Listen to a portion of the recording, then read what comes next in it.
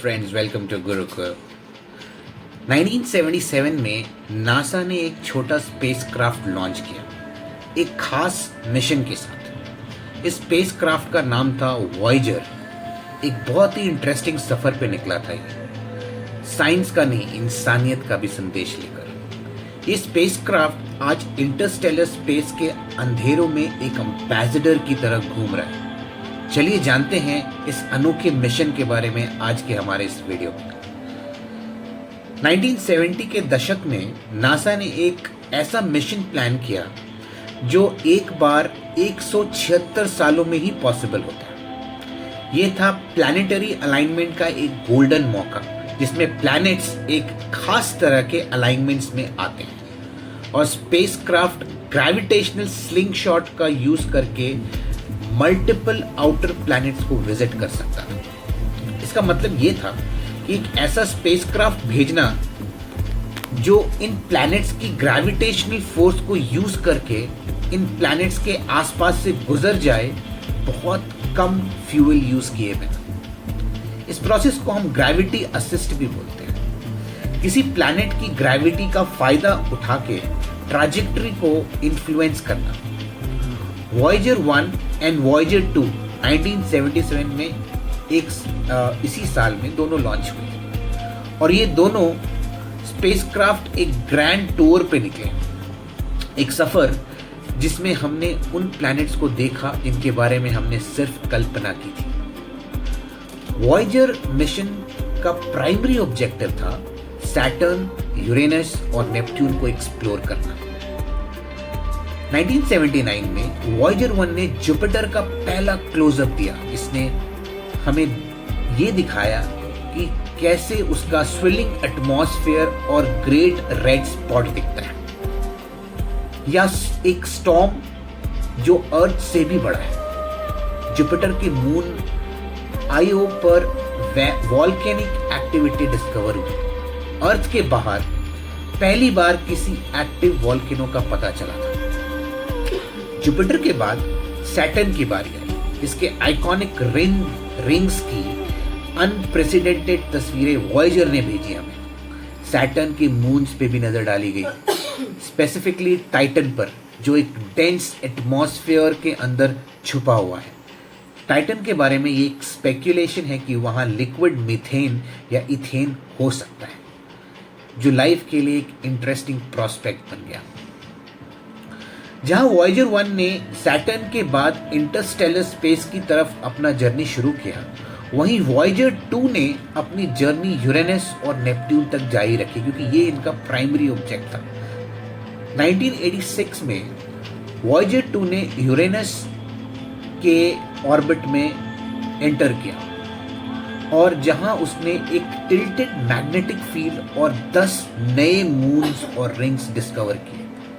Uranus का blue green atmosphere methane gas से भरपूर है और ये एक अजीब शांति प्लैनेट लगता है।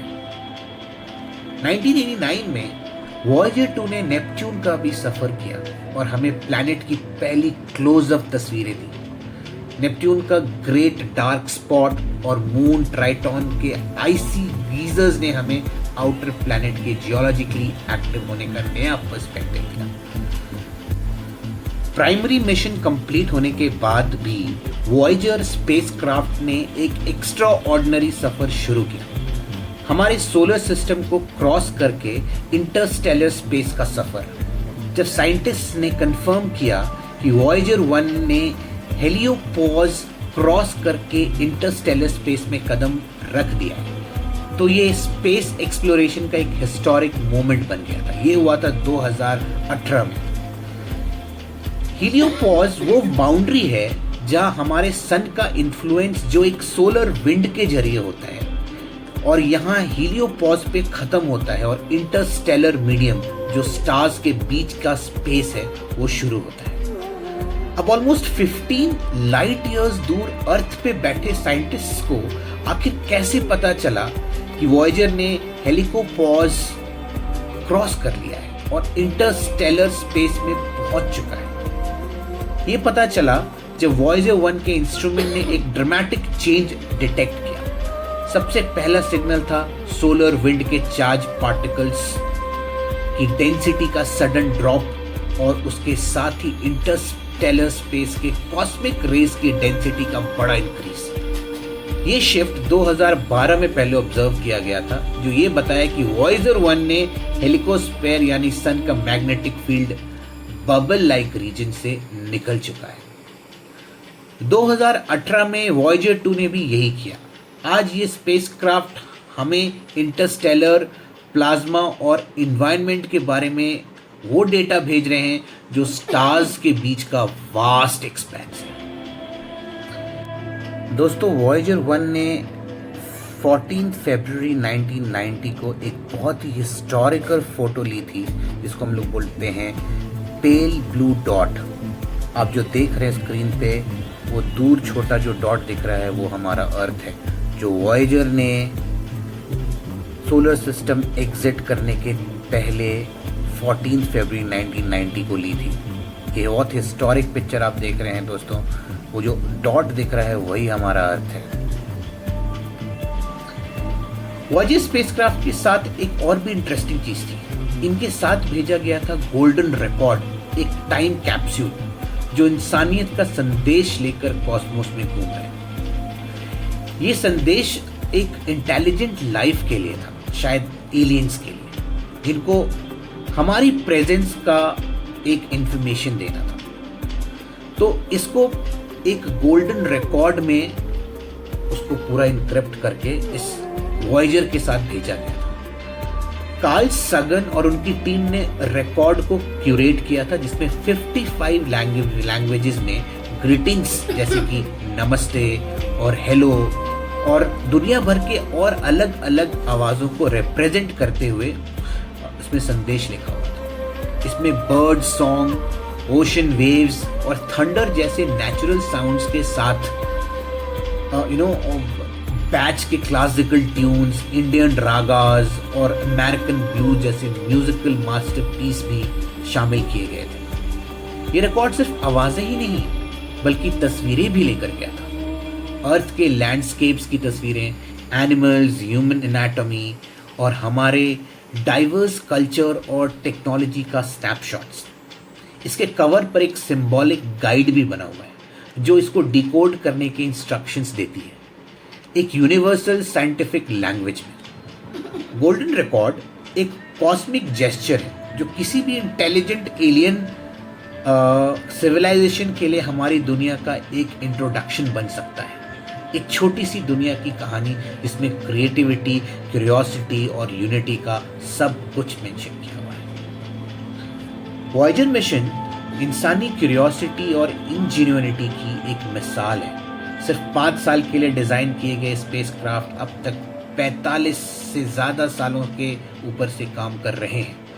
इनका डेटा फ्यूचर में स्पेस मिशंस जैसे गैलीलियो और कैसिनी के लिए एक फाउंडेशन बना। कैसिनी वो सैटर्न के मून टाइटन के लिए जो डिज़ाइन किया गया है, क्योंकि ये वॉयेजर के बाद ही ये पॉसिबल हो पाया कि हम कोई और वहाँ तक का मिशन हम डिज़ाइन कर पाए, क्योंकि जो इन्फॉर्मेशन हमें उनसे मिली हम उनके आसपास ही एक नया मिशन बना पाए। इस मिशन की सबसे बड़ी लेगेसी ये है क्योंकि ये एक होप की कहानी है जो हमें याद दिलाती है कि हम एक ही प्लैनेट के रहने वाले हैं और मिलकर स्पेस की मिस्ट्रीज को एक्सप्लोर कर रहे हैं। आज तकरीबन 2500 करोड़ किलोमीटर दूर 2500 करोड़ किलोमीटर दूर वॉयेजर अपने साइलेंट सफर पर अभी भी घूम रहा है। अंतरिक्ष की गहराइयों में चला जा रहा है इस उम्मीद में कि शायद कभी कोई एलियन या इंटेलिजेंट लाइफ फॉर्म इसमें रखे गोल्डन रिकॉर्ड को देख के डिकोड करे और हम इंसानों के बारे में जान पाए या हमें कांटेक्ट करने की कोशिश करें। ये भी हर जनरेशन को स्टार्स की तरफ देखने और सपने देखने का जज्बा देता है। तो दोस्तों, कैसा लगा आपको वॉयेजर का ये कहानी? अगर आपको पसंद आया हो तो इस वीडियो को लाइक करें और शेयर करें और सब्सक्राइब करें गुरुकुल को, ताकि मैं आपके लिए ऐसे इंटरेस्टिंग वीडियोस बनाता रहूं। Thank you so much for watching this video, and you have been a very great audience.